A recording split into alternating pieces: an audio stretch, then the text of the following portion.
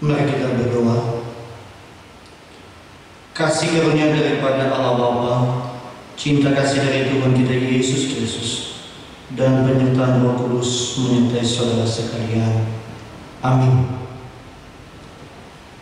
Bapak Ibu yang dikasihi Tuhan, firman Tuhan kepada kita pada hari ini terambil di dalam Matius pasal 27 ayat 45 sampai 56. Matius pasal 27 ayat 45 sampai 56. Firman Tuhan kepada kita.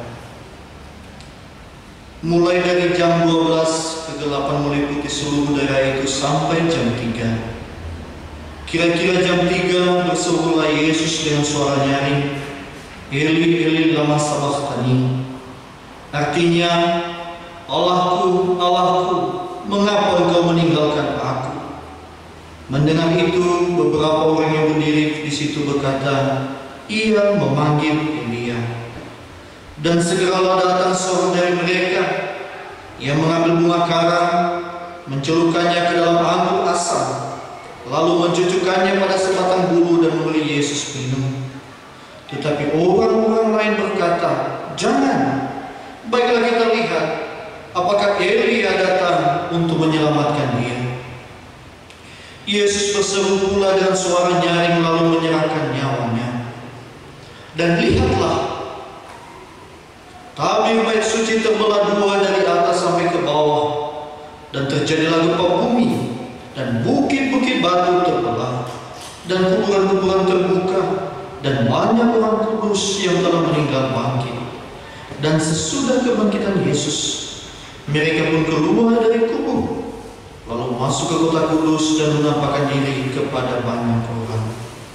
Kepala pasukan dan prajurit-prajuritnya yang menjaga Yesus menjadi sangat takut ketika mereka melihat gempa bumi dan apa yang telah terjadi, lalu berkata, sungguh ia ini adalah anak Allah. Dan ada di situ banyak perempuan yang melihat dari jauh. Itu perempuan-perempuan yang mengikuti Yesus dari Galilea untuk melayani dia. Di antara mereka terdapat Maria Magdalena dan Maria ibu Yakobus dan Yusuf dan ibu anak Zebedeus. Demikianlah sejauh pembacaan firman Tuhan. Mari kita berdoa. Allah Bapa yang kami sembah di dalam Kristus Yesus, karena kasih-Mu Tuhan kami ada sebagaimana adanya di saat ini, dapat beribadah di hadapan Tuhan, dapat membaca dan hendak merenungkan firman-Mu. Ya Tuhan, kami mohon dalam pimpinan kasih-Mu, biarlah kami dapat dikuatkan dan kami sungguh-sungguh terus bertumbuh di dalam firman-Mu. Karena itu, mampukanlah kami, baik kami mendengarkan firman Tuhan ini maupun hamba-Mu yang memberitakan. Terpujilah nama Tuhan. Demi nama Yesus kami berdoa. Amin. Bapak Ibu, saudara-saudari yang dikasihi Tuhan, hari ini kita merenungkan, kita bersama-sama beribadah memperingati kematian Yesus Kristus.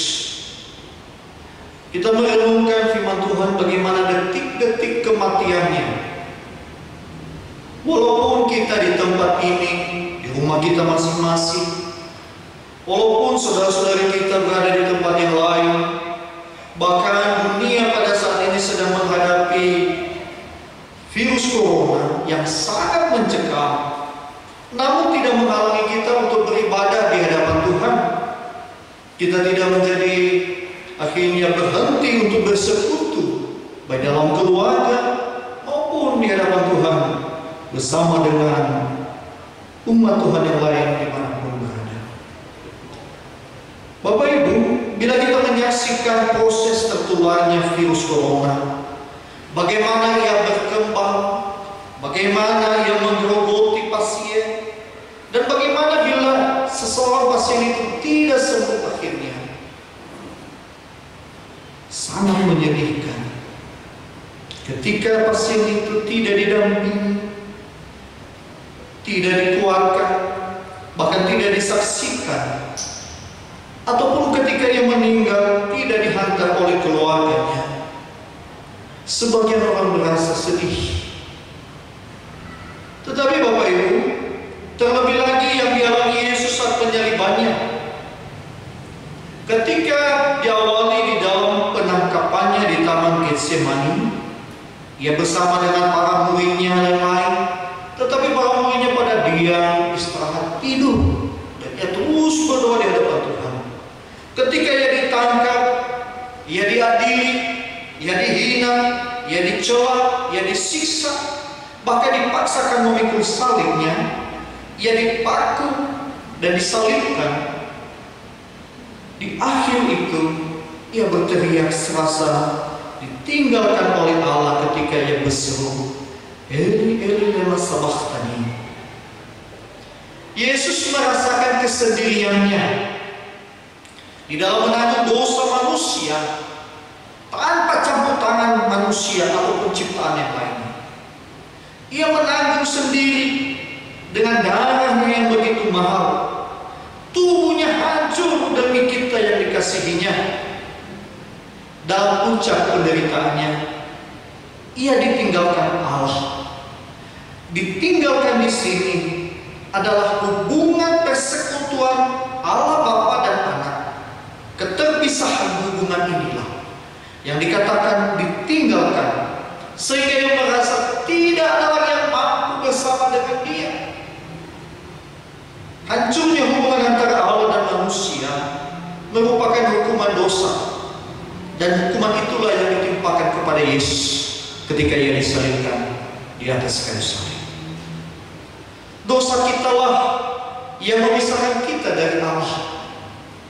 Betapa manusia terus berusaha pada awalnya untuk mendamaikan dirinya dengan Allah. Dia terus berusaha melakukan yang baik. Ia berusaha membuat ibadah yang lebih baik, mendirikan mezbah-mezbah di hadapan Tuhan. Tetapi bagi Tuhan semuanya tidak ada gunanya. Tapi ketika itu ia mengutus anaknya, ia memberikan kasihnya di dalam kedaulatannya, dan dalam pengutusan itu ia mau menyatakan keselamatan itu sesungguhnya terjadi bagi orang yang percaya kepadanya. Yesus menjadi pendamai antara manusia dengan Allah dan sebaliknya. Dan di dalam pendamaian itu terjadi hanya bila Yesus disalibkan. Tidak ada cara lain. Yesus sendiri yang bisa. Tidak ada seorang pun yang mampu menggantikan posisi Yesus. Malaikat pun tidak. Oleh karena itu, ketika melihat di dalam penangkapannya dan dalam kematiannya ini, ada beberapa tanda Allah yang dipakai oleh Allah dan dicatat oleh Matius kepada kita hingga saat ini. Yang pertama, kegelapan. Kegelapan itu mulai jam 12 siang sampai jam 3 sore. Yang kedua, tabir bait suci terbelah dari atas sampai ke bawah. Yang ketiga, terjadinya gempa bumi, bukit-bukit batu terbelah, kuburan-kuburan terbuka. Banyak orang kudus yang keluar setelah mereka meninggal sebelumnya. Dari tanda-tanda yang terjadi, kita menyaksikan beberapa hal. Yang pertama, kegelapan merupakan lambang daripada murka Allah. Murka Allah itu ditimpakan kepada siapa? Murka Allah sebelumnya adalah diberikan kepada manusia karena kedosanya, tetapi ditimpakan kepada Yesus Kristus. Ia yang sebelumnya tidak berdosa, tetapi kepadanya lah ditimpakan semuanya itu. Di dalam 2 Korintus pasal 5 ayat 21 firman Tuhan berkata, Dia yang tidak mengenal dosa telah dibuatnya menjadi dosa karena kita. Sesungguhnya saya dan saudara yang harus dihukum, tetapi karena kasih-Nya, Ia mengganti posisi kita untuk disalibkan menebus kita. Yang kedua, terbelahnya tabir bait suci. Tabir bait suci ini sebenarnya tingginya kurang lebih 60 kaki atau 18 meter. Tetapi terbelahnya itu bukan dari bawah tetapi dari atas. Apakah yang dimaksud di sini? Sesungguhnya yang menyatakan kepada dunia bahwa hukum keagamaan dalam perjanjian lama di dalam hal hubungan dengan Allah tidak ada lagi penghalang. Kematian Yesus Kristus membuka jalan bagi manusia untuk datang kepada Bapa. Tidak ada lagi penghalang.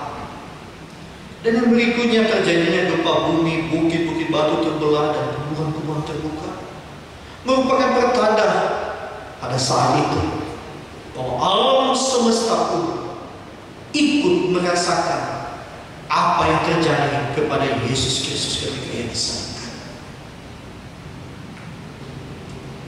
Bapak Ibu yang dikasihi Tuhan, para tentara dan secara khusus kepala tentara menyatakan, sungguh Ia ini adalah anak Allah. Mereka akhirnya menyesal telah melakukan tindakan yang menurut mereka akhirnya salah. Dari berbagai tanda bagaimana Yesus mengakhiri semuanya, membuktikan oh Yesus itu sungguh-sungguh Allah. Bapak Ibu yang dikasihi Tuhan, mari kita merenungkan di dalam diri kita masing-masing. Bagaimana Allah itu yang namanya penuh kasih. Allah menimpakan kepada Yesus murkanya hanya karena kasihnya kepada kita. Ia menunjukkan kemuliaannya terhadap alam semesta, tetapi juga ia menunjukkan kasihnya secara khusus kepada manusia-manusia yang Ia kasihi dan mengasihi. Bapak Ibu, di dalam kehidupan kita memperingati kematian Tuhan Yesus pada hari ini, mari kita tetap setia dan tinggal tetap di hadapan hadirat-Nya. Mensyukuri karena kasih Tuhan harus dibuktikan dengan kita membenci dosa kita, tidak lagi bermain-main dengan dosa, menjalin dengan hubungan intim dengan Tuhan kita, menjaga kekudusan hidup di hadapan Tuhan dan bersama dengan jemaat Tuhan yang lainnya. Percayalah, Ia yang setia tidak akan pernah melupakan. Ia yang setia tidak pernah meninggalkan dan membiarkan kita. Ia senantiasa melindungi, menyertai, membebaskan, bahkan menyediakan yang terbaik bagi kita sekalian. Biarlah firman Tuhan pada hari ini dan secara khusus pada kita pada hari ini menjadi perenungan bagi kita. Sesungguhnya Allah kita tidak pernah meninggalkan kita. Di dalam keberdosaan pun Ia hadir dan Ia memberikan sukacita dalam penebusan pengampunan bagi kita. Maukah kita tetap setia kepadanya? Bila kita tetap tunduk kepadanya sepanjang kehidupan kita, seperti yang dikatakan di dalam ayat hafalan kepada kita di dalam Yesaya 53 ayat 7a. Yesaya 53 ayat 7a, firman Tuhan kepada kita, Dia dianiaya, tetapi Dia membiarkan diri ditindas dan tidak membuka mulutnya seperti anak domba yang dibawa ke pembantaian. Dia dianiaya, tetapi Dia membiarkan diri ditindas dan tidak membuka mulutnya seperti anak domba yang dibawa ke pembantaian. Yesus Kristus rela mati bagi saya dan saudara. Lakukanlah firman Tuhan, setialah kepadanya, jangan bermalukan nama Tuhan, kuduskanlah hidupmu di hadapannya. Mari kita berdoa. Ya Allah Bapa yang kami sembah dalam Kristus Yesus, kami bersyukur di hadirat-Mu Tuhan, bila di pagi hari ini Engkau melayakkan kami beribadah. Walaupun kami beribadah di rumah kami masing-masing, tapi kami percaya Tuhan Allah hadir di antara kami. Tuhan memberikan sukacita bagi kami, dan kami percaya Tuhan punya rencana yang indah di dalam kehidupan jemaat-Mu, gereja-Mu, dan umat-Mu secara keseluruhan.